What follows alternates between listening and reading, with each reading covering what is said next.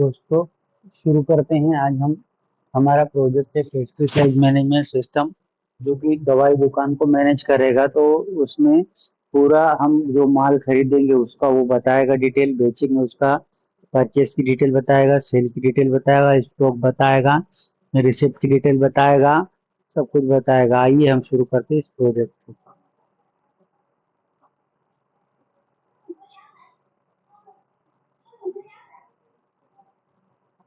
Submit करें।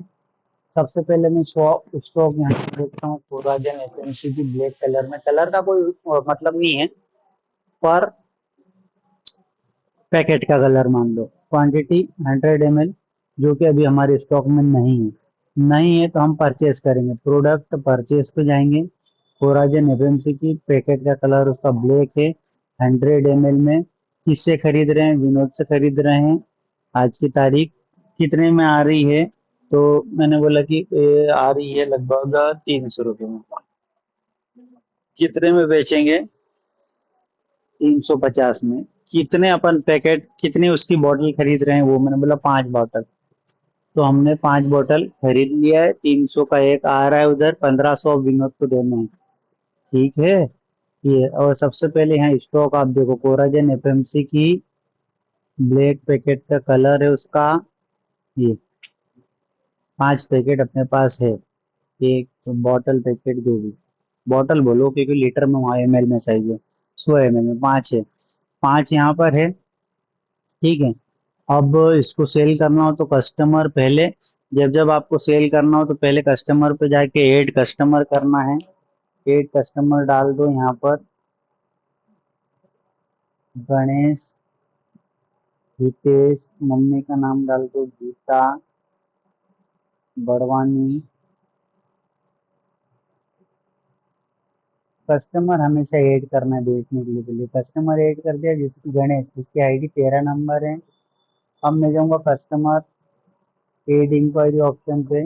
Add inquiry पे यहाँ कस्टमर की आईडी में सिलेक्ट करूंगा, और आईडी सिलेक्ट करने के बाद में वो उसका नाम आ गया यहाँ पर। आईडी में वो सभी इंक्वायरी यहाँ पर दिखाएगा। इंक्वायरी में क्या गणित है कि जो भी कस्टमर ऐड करते हैं उसके बाद उसको प्रोडक्ट की जानकारी देना है। जैसे जानकारी दे दें तो इंक्वायरी नोट कर लेना है। तो क्या, कोराजन की जानकारी दे रहा हूँ एफएमसी की ब्लैक कलर में, उनको चाहिए 100 ml। और इंक्वायरी मैंने कर दी सेव। इंक्वायरी मैंने सेव कर दी। ठीक है। तो अब इसको अपन डायरेक्ट सेल कर सकते हैं। प्रोडक्ट पे गए, सेल। अच्छा, यहाँ से एक और चीज, सारी इंक्वायरी भी दिखाएगा ये इंक्वायरी। तो इनको हम अगर मान लो अगर केवल जानकारी ले गए, सामान नहीं ले गए, तो इनको हम बाद में फोन भी कर सकते हैं। ठीक है। ये आपको बताएगा सभी इंक्वायरी, और बाद में इनको अपन फोन कर सकते हैं। चलिए आगे। आगे गए अपन, तो सेल करना है तो प्रोडक्ट गए, सेल ऑप्शन है, सिलेक्ट कर लो इसको। कोराजन ये चाहिए, ये आ रहा है स्टॉक में। अगर स्टॉक में नहीं होगा तो यहाँ पर मैसेज आएगा प्रोडक्ट नॉट इन स्टॉक, इससे ये सेल हो जाएगा। सेल हो गया। जब ये सेल हो गया है अगर आपका, तो है ना, यहाँ पर स्टॉक देखो, जीरो नहीं, 100 ml वाला। अब 4 ही बोतल अपने पास बची है। इस तरह से ये आपको बताएगा। ठीक है। स्टॉक वेरी होगा, परचेस करेंगे तो बढ़ेगा और सेल करेंगे तो घटेगा। आगे चलो, प्रोडक्ट पे जाएंगे, परचेस करेंगे तो स्टॉक बढ़ेगा। परचेस किससे करेंगे? उसका नाम, डिस्ट्रीब्यूटर का नाम। ठीक है। और सेल करने के लिए पहले कस्टमर ऐड करना है, इंक्वायरी देना है, ऑटोमेटिक वो यहाँ पर आपका आ जाएगा, उसको सेल करना रहेगा। और अगर कोई प्रोडक्ट नहीं रहेगा तो फिर उसमें यहाँ पर मैसेज आएगा प्रोडक्ट नॉट इन स्टॉक, ऐसा यहाँ पर मैसेज आएगा। आगे चलो। अब मान लो अपने को पैसे दिए सामने वाले ने, तो रिसिप्ट पे जाना है। जैसे 350 रुपये लेना है उससे, जितने भी दे रहा है वो ले लो। मान लो कि एक बार उसने अपने को, अमाउंट छोटी है पर अपन उसको भी 2 बार में 3 बार में कर लो, 100 दिए, फिर 150 दिए। अब अगर इसका अपने को हिसाब देखना हो तो रिपोर्ट में कस्टमर लेजर पे जाना है। ये बताएगा क्या हम माल क्या दिया है और पैसे उसने कितनी बार दिए हैं। दो बार दिए, एक बार 100, एक बार 150, 350 टोटल थे, 250 बाकी है, 100 रुपये, 250 दे दी, 100 रुपये बाकी है आज की तारीख में। ठीक, आगे चलो, प्रोडक्ट पे गए अपन। सॉरी, यहाँ पर एक चीज और है, अगर हम डिस्ट्रीब्यूटर को पेमेंट देंगे तो फिर वो यहाँ पर, क्योंकि जिसने जिसको माल बेचा उससे पेमेंट आएगा, उसको रिसिप्ट बोला है मैंने, और जिससे हमने खरीदा उसको पेमेंट देना पड़ेगा। पेमेंट देना पड़ेगा तो यहाँ पर उसकी आईडी सिलेक्ट करो, 1500 रुपये टोटल देना है, अभी कुछ नहीं दिया है, 1500 पूरा बाकी है। कितने दे देते हैं, मैंने बोला एक बार 500 दे देता हूँ मैं, और एक बार मैं दे देता हूँ 600, दो बार दे देता हूँ। अब इसका भी अगर अपने को लेजर देखना है तो यहाँ पर जाएंगे, रिपोर्ट के अंदर डिस्ट्रीब्यूटर लेजर, इस तरह से ये डिस्ट्रीब्यूटर का लेजर पूरा दिखाएगा। 1500 में से 1100 दे चुका, 400 बाकी है, और ये क्या खरीदा है उसकी जानकारी इधर है, कितनी बार पेमेंट दिया उसकी जानकारी इधर है। ठीक है, आगे चलो, मेन मेन बस इतना ही हो गया ये। ठीक है, अब आगे इसमें अगर कोई नया प्रोडक्ट ऐड करना है, जैसे उसमें क्या आ रहा है, कोई जो प्रोडक्ट प्रोडक्ट क्या क्या आ रहे हैं यहाँ पर, ये कोराजन, और ये तो ये नया प्रोडक्ट और भी अपन ऐड कर सकते हैं नया, इसके अलावा और कंपनी का नाम भी ऐड कर सकते हैं, और ये जो डिस्ट्रीब्यूटर है और डिस्ट्रीब्यूटर भी ऐड कर सकते हैं, और डिस्ट्रीब्यूटर के अलावा जो कलर ऑप्शन है वो भी और ऐड कर सकते हैं। कहाँ से करोगे, यहाँ से मास्टर ऐड प्रोडक्ट, यहाँ से प्रोडक्ट के नाम जोड़ सकते हैं, दो प्रोडक्ट जुड़े हुए हैं, कोराजन और थायमेथॉक्सम, तो चार पांच दवाइयों का नाम याद कर लो और वो यहाँ पे डाल देना है नाम, और अलाइज नेम डाल देना है, अलाइज नेम नहीं हो तो वही का वही रिपीट डाल देना है, कोई भी फील्ड खाली नहीं छोड़ना है। फिर प्रोडक्ट पे गए, सॉरी, मास्टर पे गए, कंपनियों के नाम, कंपनियां कितनी है उसके अंदर, एफएमसी, अदामा, कोरोमंडल, तीन कंपनियां हैं, और भी कंपनी के नाम यहाँ डाल दो, कंपनी का नाम डाल दो, कुछ भी एड्रेस डाल दो, कुछ भी कॉन्टेक्ट नंबर डाल दो, सेव कर दो तो कंपनी का नाम सेव हो जाएगा। फिर कलर, कलर और अगर कुछ है तो पैकेट के कलर, ठीक, यहाँ से डाल दो, और डिस्ट्रीब्यूटर का नाम डालना तो वो यहाँ से आप ऐड कर दो। ये सारे फॉर्म इसमें है, इसमें क्या करोगे, डिस्ट्रीब्यूटर का नाम और उनके पापा का नाम, मम्मी के नाम, एड्रेस और कॉन्टेक्ट नंबर ये डाल दो, ऐड कर दो, तो पूरे प्रोजेक्ट में वो डिस्ट्रीब्यूटर आपको दिखेगा, है ना। ये सारी चीजें वहां पर कम्बो बॉक्स में फिर ऑटोमेटिक आपको यहाँ पर इधर दिखेगी, परचेस वाले में, इंक्वायरी वाले में, सब कुछ बढ़ के दिखेगी। तो ये पूरा लगभग हमारा हो गया, ये यूजर वाला मॉड्यूल बचा है, ये यूजर वाला मॉड्यूल बचा है, और ये बता देता हूँ, उसके बाद मैं आपको डेटाबेस बता देता हूँ। सबसे पहले हम लोग यूजर वाला मॉड्यूल देख लेते हैं।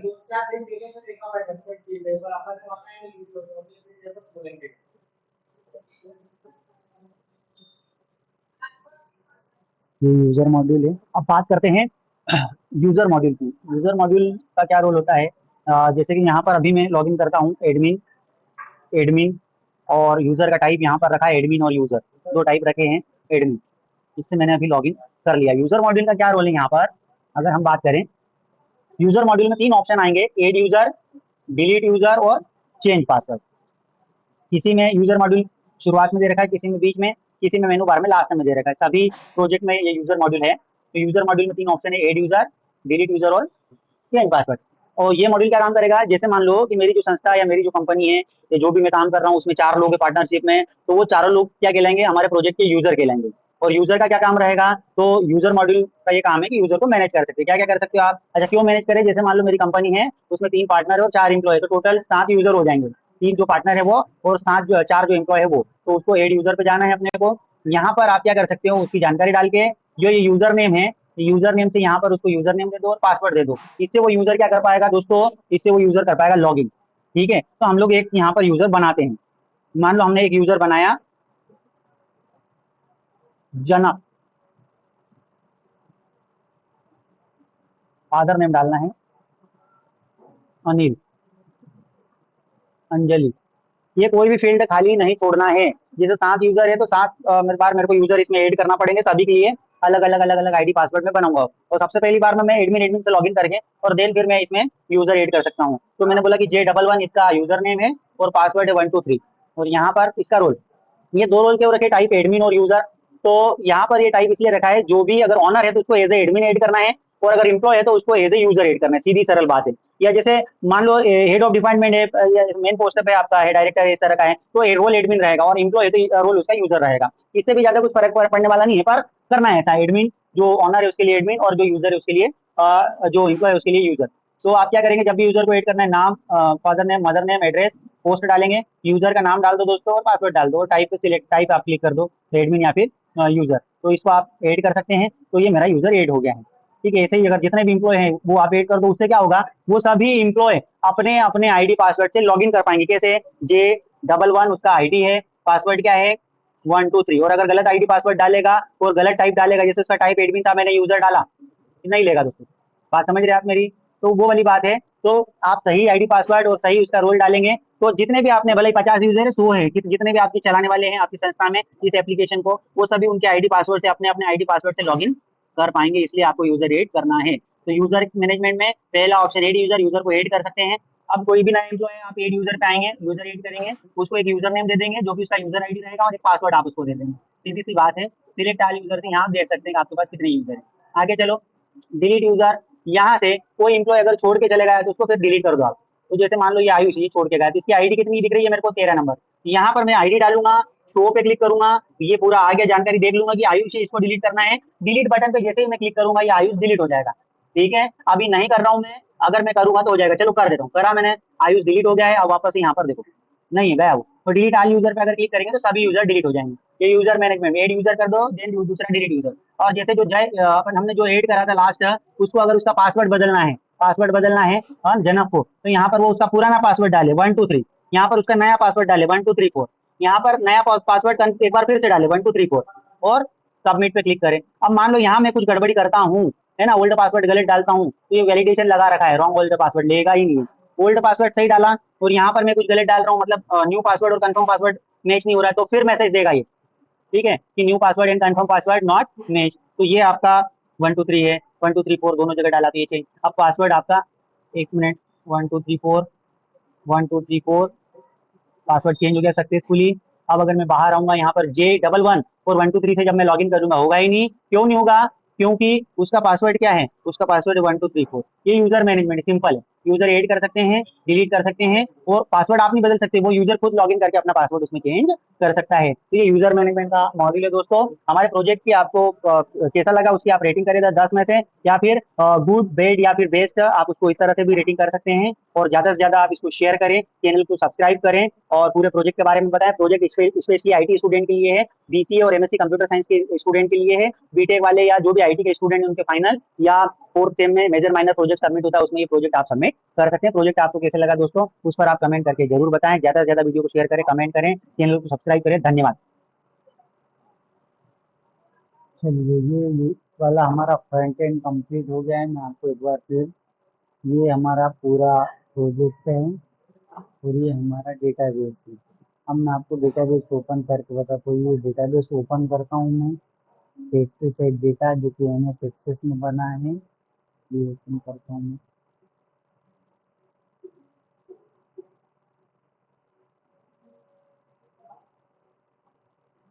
चलिए दोस्तों, बात डेटाबेस ओपन होने के बाद में आगे हम देखें।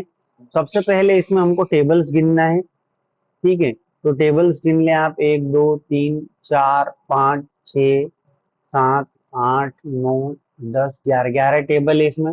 सभी टेबल का क्या काम है और उनमें क्या क्या कॉलम है, ये अपने को थोड़ा सा देखना है। और उसमें प्रत्येक टेबल में कॉलम कितने हैं, डेटा टाइप कितने हैं, ये तो मैं आपको एक एक टेबल ओपन करके बताता हूँ। जैसे आपकी दुकान पर कोई कस्टमर आया, तो आपको कस्टमर टेबल, ऐड कस्टमर करना है, तो कस्टमर टेबल में जाना है। तो कस्टमर में आप जाएंगे, क्या क्या है उसमें कस्टमर टेबल में। जैसे ही आप कोई कस्टमर की डिटेल ऐड करोगे, तो क्या क्या ऐड होगा उसमें, कॉलम देखो, कस्टमर आईडी, कस्टमर का नाम, फादर मदर, मतलब father name, mother name, address और उसका कॉन्टेक्ट नंबर, ये उनके डेटा टाइप है आपके। कस्टमर आईडी जो एक ही बना हुआ है, कस्टमर आईडी प्राइमरी की है इसमें, ठीक है। कस्टमर ऐड करने के बाद में हम उसको इंक्वायरी दे सकते हैं प्रोडक्ट की। तो एक कस्टमर की 3 4 5 इंक्वायरी भी हो सकती है, इसलिए पहले कस्टमर ऐड करना और फिर इंक्वायरी पे जाना है।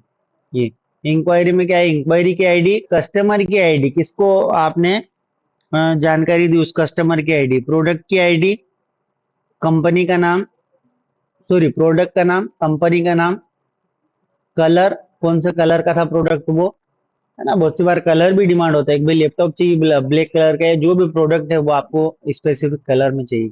इंक्वायरी की डेट और इंक्वायरी बाय, मतलब इंक्वायरी किसने दी वो, ये सारी जानकारी इसमें आएगी।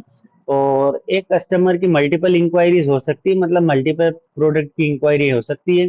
तो कस्टमर आईडी जो कस्टमर टेबल में प्राइमरी की है, वो यहाँ पर इंक्वायरी टेबल में फॉरेन की का काम करेगा। ये दोनों मेन टेबल है आपकी, कस्टमर और इंक्वायरी।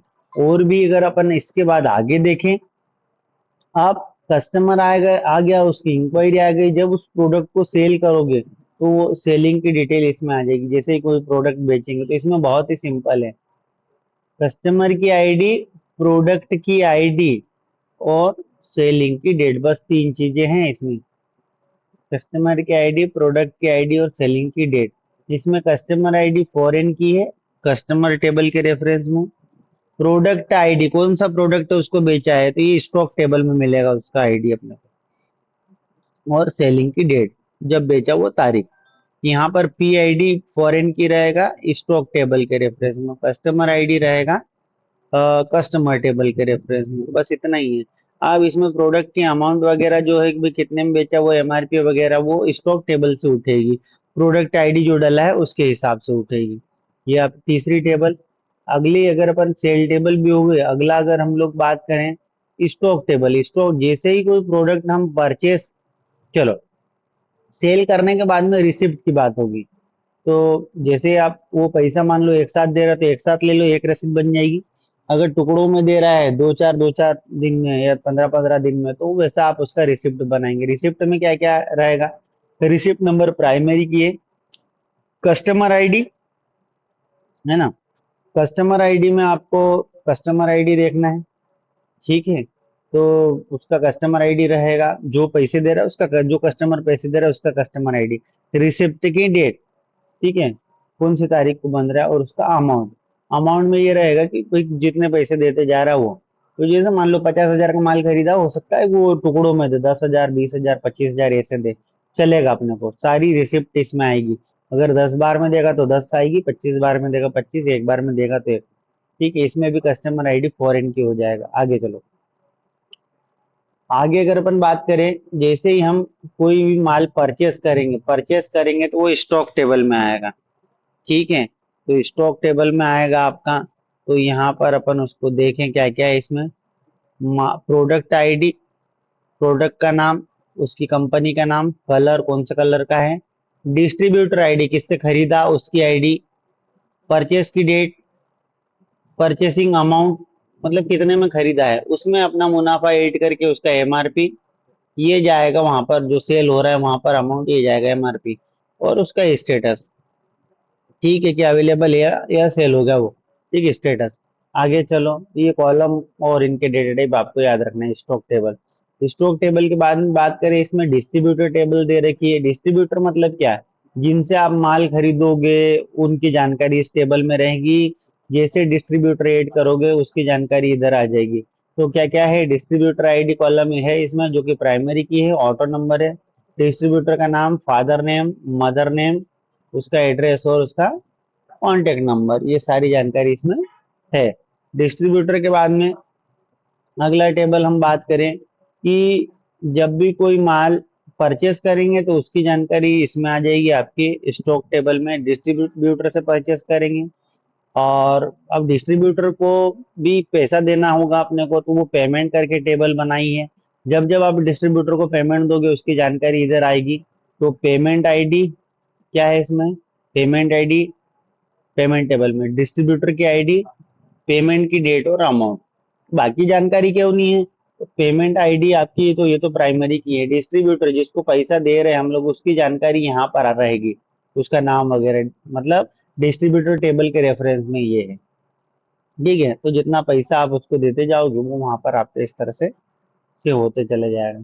ये यही आपकी मेन टेबल, बाकी इसकी सपोर्टिंग टेबल अपन बोल सकते हैं जो कि बहुत सिंपल है, ठीक है।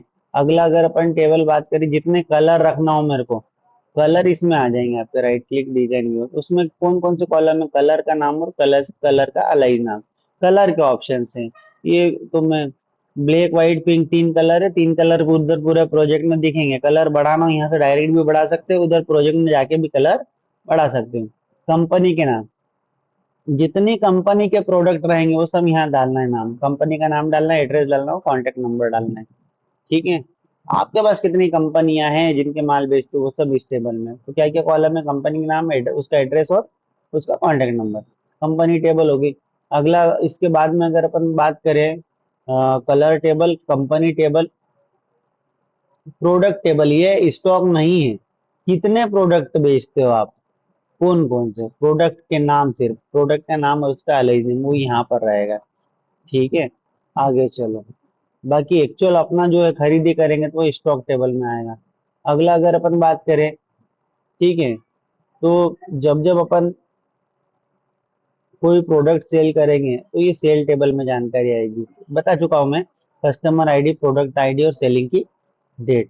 आगे अगर अपन बात करें, यूजर टेबल बची हुई, यूजर टेबल में कुछ भी नहीं है। यूजर टेबल में पहले तो कॉलम उसके देख लो, आईडी है, नाम, father name, mother name, address, post, user name, password, type और उसकी एट डेट, किस तारीख को उसको जोड़ा और एड बाई किसके द्वारा जोड़ा हुआ। जितने आपके एम्प्लॉय रहेंगे उन सबको आपको ऐड करना है एज ए यूजर। यूजर है वो आपके, इस टेबल में उसकी जानकारी आएगी। पासवर्ड जब आप चेंज करोगे पासवर्ड वो चेंज हो जाएगा, डिलीट करेंगे तो यहाँ से जानकारी हट जाएगी।